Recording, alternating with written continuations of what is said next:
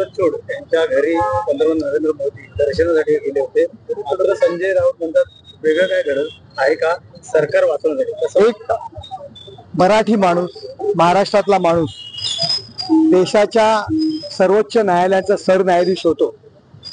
मराठी माणसांच्या दृष्टीने ही अभिमानास्पद गोष्ट आहे.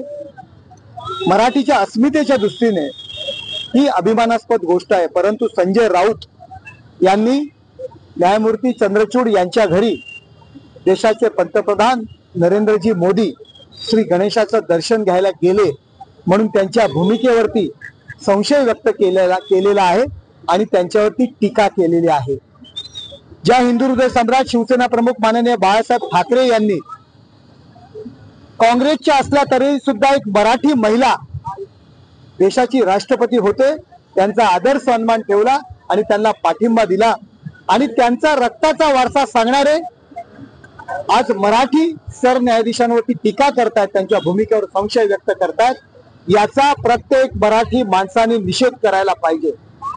मराठी साम्राज्याला ज्यावेळी गद्दारीने दगा दिला अशा पद्धतीचे गद्दार आज या महाराष्ट्रामध्ये आहेत आणि मराठी व्यक्तीचा, मराठी अस्मितेचा अपमान करतात. याचा प्रत्येक मराठी माणसाने निषेध केला पाहिजे आणि संजय राऊत यांचा समस्त मराठी जनतेच्या वतीने, महाराष्ट्राच्या जनतेच्या वतीने आम्ही निषेध करीत आहोत. घटनाबाह्य सरकार आहे, आम्हाला वेळ का लागत आहे निर्णय द्यायला आणि वारंवार तारखावरती तारखा पडत आहे असं देखील. हे बघा, ज्याचा उल्लेख ते घटनाबाह्य करतात, त्यांच्याकडून फायदे सगळे मागतात, फायदे सगळे घेतात आणि मग त्यांचा उल्लेख घटनाबाह्य म्हणून करतात. कोर्टाचं काम आहे, कोर्टाच्या कामकाजाबद्दल वक्तव्य करणं मला उचित वाटत नाही.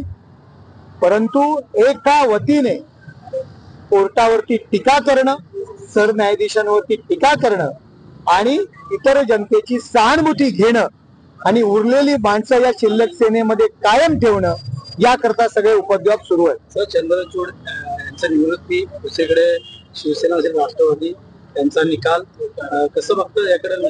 हे बघा, मराठी माणूस आहे, देशाच्या सर्वोच्च न्यायालयाच्या सरन्यायाधीशपदी आहे आणि मराठी माणसाने जो अटके पार झेंडा रोवलेला आहे, या महाराष्ट्राच्या बाहेर देशाच्या सर्वोच्च पदावरती न्यायमूर्ती चंद्रचूड विराजमान झालेले, त्याचा आदर आणि त्याचा सन्मान प्रत्येक मराठी माणसाने ठेवला पाहिजे आणि देशाच्या सरन्यायाधीशांचा सुद्धा सन्मान प्रत्येक हिंदुस्थानातील जनतेने ठेवला पाहिजे. एबीपी माझा, उघडा डोळे बघा नीट.